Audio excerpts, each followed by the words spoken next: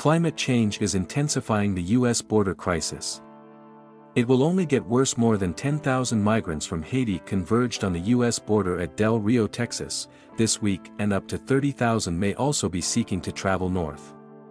Their experiences are similar to those of migrants from Central and South America, where political and economic instability and climate change are threatening their livelihoods. Research has shown that climate migration will become more likely as the planet warms and people seek places they consider safer and more economically stable. According to a UN report in April, weather disasters linked to climate change have pushed roughly 21.5 million people in countries already struggling with conflict to move each year, on average, since 2010. Though migrants don't often cite it as their primary reason for leaving their homes, a 2020 study found connections between the climate crisis and its effects on safety, the economy, and migrants' livelihoods. A political challenge. The national security assessment has been clear from the very beginning on this, Lujan said. The US and our allies have to take the climate crisis seriously in all aspects of this, or everything is going to get worse. The science is clear, we're seeing it play out in front of our very eyes.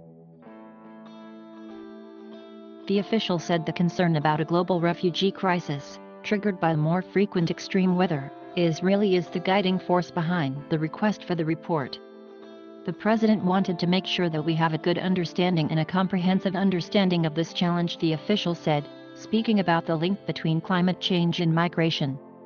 It is going to be so massive, and we understand that, and we want to make sure that we see the ramifications, the consequences, the risks, and also what kinds of policy options exist today that are working well. But Perry, who's originally from Trinidad and Tobago himself, said the US is contributing to the problem with its rampant fossil fuel emissions, and because it has not provided necessary climate financing to assist developing nations. The United States is not being held responsible, given it is the largest contributor to greenhouse gas emissions globally, he said. It has not shown any form of interest in supporting these people, who are escaping various forms of climate and agricultural crises that are linked to forms of intervention that the US has taken in those countries. Simultaneously, the spokesperson said, the Biden administration continues to implement a comprehensive strategy to address the factors that drive people to leave their countries, create legal channels to migrate, create protection for people in the region, reform our asylum system, and deter irregular migration. The U.S. is a beacon as the poorest nation in the Western Hemisphere. According to the World Bank, Haiti is extremely vulnerable to natural disasters, with more than 90% of the population at risk. Across the Caribbean, climate change is expected to accelerate the frequency and intensity of extreme weather hazards, including hurricanes. Central American countries including Guatemala, El Salvador, Honduras, and Nicaragua have also been facing life-threatening levels of food insecurity as a result of years-long blistering drought and intensifying storms. And much like vast swaths of the western U.S., a 2020 study published in the journal Environmental Research Letters found that the frequency, length, and intensity of droughts in these countries will increase as temperatures continue to warm through the end of the century.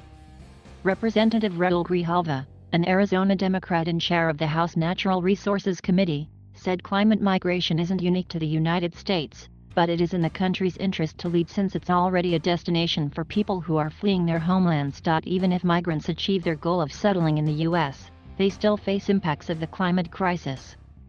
This summer alone, an unprecedented heatwave killed hundreds in the Northwest, and Hurricane Ida devastated the Gulf Coast and Northeast with flooding. The West is in the grips of a historic drought that has caused water shortages. On the U.S.-Mexico border, most migrants cross the Rio Grande Valley in Texas. The region is one of the fastest-growing places in the U.S., but it is also getting hotter and drier for people living there. The Rio Grande River, which provides drinking and irrigation water to 6 million people and 2 million acres of farmland for both countries, is draining as heat waves become more severe and rainfall decreases.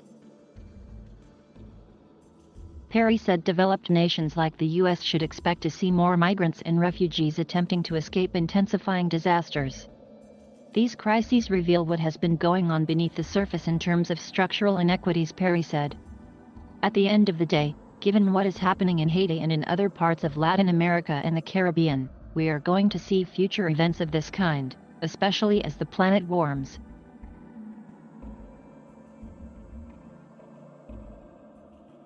Thank you for watching. Please subscribe.